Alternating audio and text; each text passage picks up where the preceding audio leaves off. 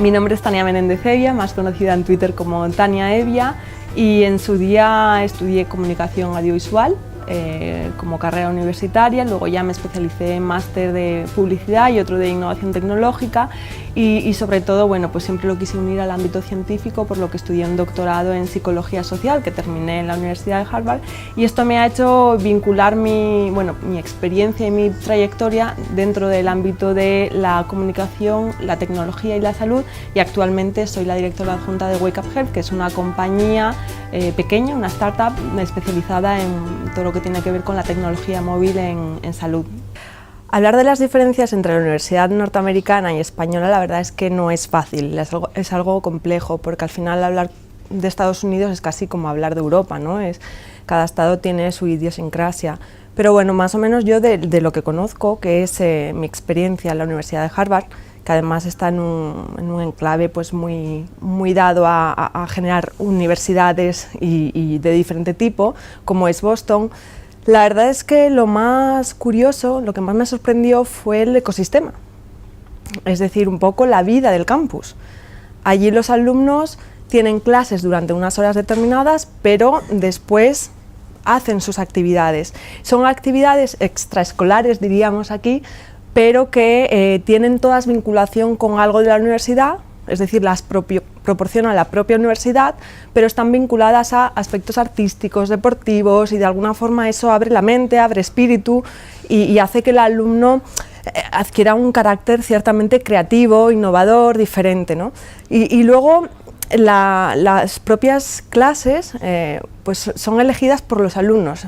Por ejemplo, cuando un alumno empieza un curso, hay una semana que se llama la Shopping Week, que es la semana de las compras. Entonces el alumno tiene varios días para estar recorriendo las diferentes clases, conocer los profesores, conocer las asignaturas, conocer los programas y a partir de ahí decir con cuál me quedo, con cuál no. Entonces digamos que la matrícula se hace después de conocer qué te ofrece o cuál es la oferta, ¿no?, de esa clase. Y eso es muy interesante porque al final la elección del alumno suele ser más a su gusto, más acertada. Y luego, bueno, hay muchos otros factores, como puede ser la capacidad emprendedora que tienen las universidades, el cómo fomentan el espíritu emprendedor. ¿Por qué? Pues básicamente porque hay bastante vinculación por lo general con la empresa privada.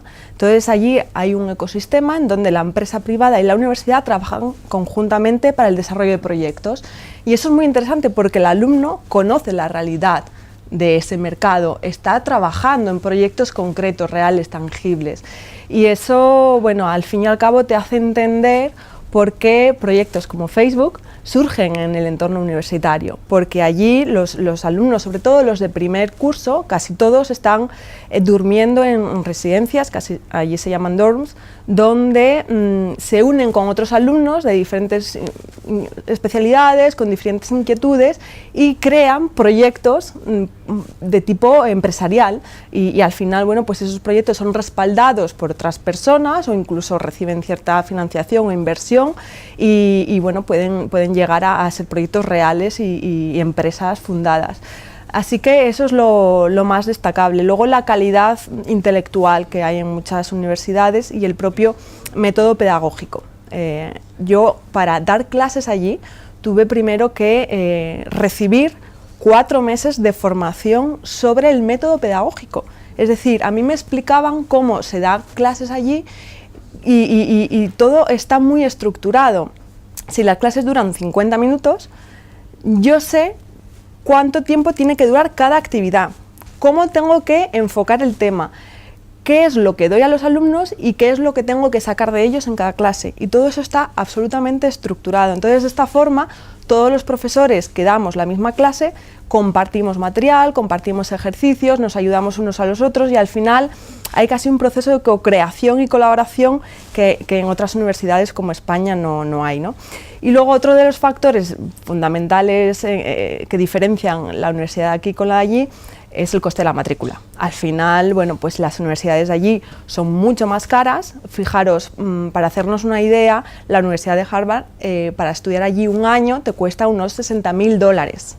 Es verdad que es una universidad privada, muy elitista, muy bueno, pues considerada una de las mejores del mundo, pero hay otras universidades que son públicas en donde también la matrícula te puede costar entre 6.000 y 20.000 dólares al año. Sí que es verdad que también pues muchos de los alumnos reciben ayudas económicas de diferente tipo, becas de la propia universidad, incluso préstamos, etcétera, ¿no? Con lo cual sí que tienen acceso a esa parte económica. Pero es difícil entrar, hay procesos de selección y en la Universidad de Harvard concretamente no solo basta con tener dinero, tienes que demostrar que puedes ser un buen alumno, más o menos el 6-7% de las solicitudes son aceptadas, o sea que es un ratio bastante bajo. Es necesario fomentar el espíritu emprendedor de la Universidad Española y para eso hay que tener en cuenta diferentes factores. Por un lado, un aspecto más estructural casi, ¿no? Que es el cómo están concebidos los propios espacios. Las universidades ahora tienen clases de un montón de sillas, de 100 alumnos, en donde todos miran hacia un lado y es hacia el profesor. Esto impide cierta colaboración y co-creación entre ellos y por otro lado, al ser tantos alumnos, 100 personas, al final falta esa capacidad de crear proyectos juntos y de una forma mucho más amena e interactiva. Por lo tanto, habría que generar espacios más pequeños con grupos de 30 o 40 personas, que en cierta forma es lo que está intentando ahora con los planes Bolonia, y que el profesor ya no tenga ese papel de Dios todopoderoso que entra en clase, que da su lección y que se va, ¿no? Sino que de alguna forma sea un facilitador, un guía, para empujar a los alumnos a desarrollar ese espíritu creativo, innovador y emprendedor, explicarles, bueno, pues cómo es la realidad empresarial de la temática que se esté desarrollando, la realidad del día, no solamente la teoría, sino la práctica, y que ellos puedan desarrollar proyectos reales, que es un poco el concepto de learning by doing, es decir, aprender haciendo, ¿no? Hay algunas experiencias en España que están un poco intentando esto y fomentando el carácter innovador y emprendimiento, como el programa Lane de Teen Labs, donde además lo que hacen es también hacer que los alumnos salgan de España y conozcan otras realidades, se muevan por otros países y ese carácter internacional también les impregne y les abra un poco la mente, ¿no? Eso es fundamental. Pues al final, cuando tú comunicas un producto o una tecnología, tienes que utilizar las bases propias de la comunicación, ¿no? Que es la regla número 1, no empezar la casa por el tejado. Es decir, muchas veces nos lanzamos a decir voy a hacer esta acción, esta otra, a subir esto a las redes sociales, a montar una carpa en no sé qué sitio, y realmente no estás estableciendo lo más importante, que es una estrategia. ¿Cuál es tu estrategia? ¿Cuál es, primero, tu producto? ¿Cómo es tu producto? ¿Cuál es su ventaja competitiva, valor diferencial con el producto de la competencia? Y por otro lado, ¿quién es tu público objetivo? ¿A quién te quieres acercar? ¿A gente de este perfil? ¿A gente de este otro perfil? Y en función de público, en función de el objetivo de la propia organización y en función del producto que tengas, vas a elaborar una estrategia de comunicación que tendrá una serie de acciones, pueden ser pues, redes sociales, pueden ser medios más tradicionales, tipo televisión, prensa, pero sobre todo lo más importante es conocer bien cuál es tu producto y a quién te quieres dirigir y qué quieres conseguir. Eso es lo fundamental, al igual que se hace en todos los planes estratégicos de comunicación. Si yo tuviera la clave para saber cuál es el futuro de las aplicaciones móviles en salud, o lo que se viene a llamar la salud móvil, la mHealth, realmente pues, a lo mejor no estaría aquí, ¿no? Sería millonaria y esas cosas. Es bastante difícil hacer un pronóstico fiable, pero sí que es verdad que hay una serie de tendencias y, digamos, retos y oportunidades que tiene la salud móvil por delante en los próximos años. Hay un dato clave y es el crecimiento exponencial que va a haber de la mHealth en los próximos años. Fíjate que Pricewaterhouse, una consultora, dice o decía que de 2014 al 2017 se generaría unos 26.000 millones de dólares en cuanto a volumen de negocio de la mHealth. Ahora los datos dicen que a 2020 van a ser unos 49.000 millones. O sea, que estamos viendo que hay un crecimiento y una necesidad imperiosa. Esta necesidad viene por varios factores. Uno, el envejecimiento de la población. Cada vez somos más ancianos, hay más gente mayor. Y por otro lado, la cronicidad, que es ya prácticamente una pandemia, ¿no? Cada vez hay más enfermedades crónicas, sobre todo relacionadas con temas de diabetes, obesidad, en todo el mundo, y son las que mayor gasto sanitario generan. Entonces, al final lo que se necesitan son herramientas que uno lleve consigo mismo, como puede ser el móvil, el iPad, son herramientas mobile, para gestionar mejor las enfermedades, para fomentar la adherencia al tratamiento, para promocionar la salud o prevenir ciertas patologías, y luego para lo que viene definiéndose como una medicina más personalizada y predictiva, que tiene que ver con que yo soy más consciente de cómo está mi salud y se está monitorizando una serie de parámetros físicos, por ejemplo, para poder prever situaciones o problemas, ¿no? Entonces aquí hay varios factores que serán muy importantes, como puede ser los wearables, que son todos estos medical devices o estos dispositivos médicos que se utilizan para monitorizar ciertos parámetros físicos. Esta semana salían de Nature, que es una revista científica de referencia de medicina, sacando un artículo sobre un wearable, que es una banda, que lo que hace es registrar a través de sensores que miden el sudor, registran muchos parámetros a la vez, como puede ser el sodio, el potasio, la temperatura corporal, y esto tiene una aplicación muy interesante en el deporte, por ejemplo, para identificar cuándo ese corredor puede o tiene que consumir bebida o consumir alimentos para evitar que se deshidrate, para evaluar diferentes situaciones y evitar problemas.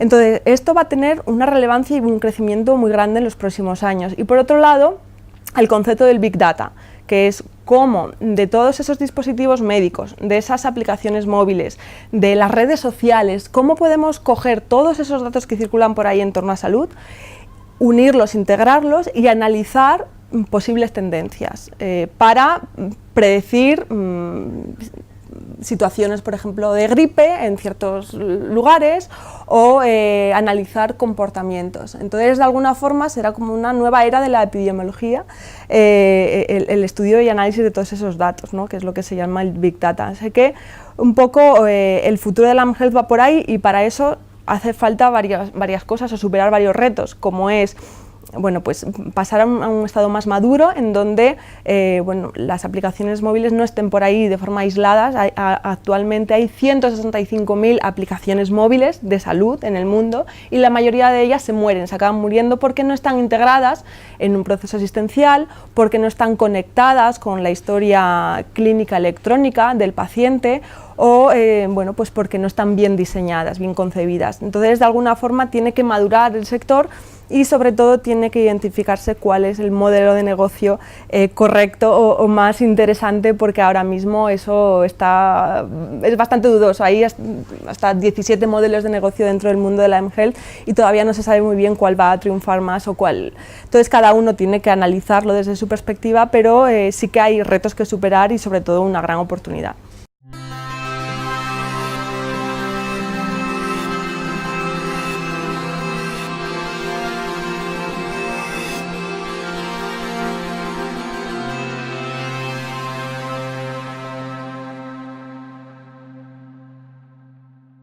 Pero que tienen todas vinculación con algo de la universidad, es decir, las proporciona la propia universidad, pero están vinculadas a aspectos artísticos, deportivos, y de alguna forma eso abre la mente, abre espíritu y hace que el alumno adquiera un carácter ciertamente creativo, innovador, diferente, ¿no?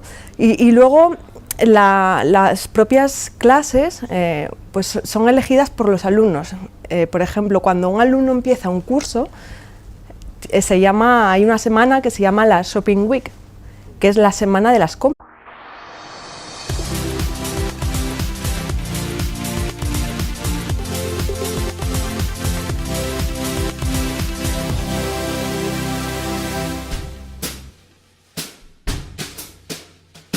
Mi nombre es Tania Menéndez Evia, más conocida en Twitter como Tania Evia, y en su día estudié comunicación audiovisual como carrera universitaria, luego ya me especialicé en máster de publicidad y otro de innovación tecnológica y sobre todo, bueno, pues siempre lo quise unir al ámbito científico, por lo que estudié un doctorado en psicología social que terminé en la Universidad de Harvard, y esto me ha hecho vincular mi experiencia y mi trayectoria dentro del ámbito de la comunicación, la tecnología y la salud, y actualmente soy la directora adjunta de Wake Up Health, que es una compañía pequeña, una startup especializada en todo lo que tiene que ver con la tecnología móvil en salud.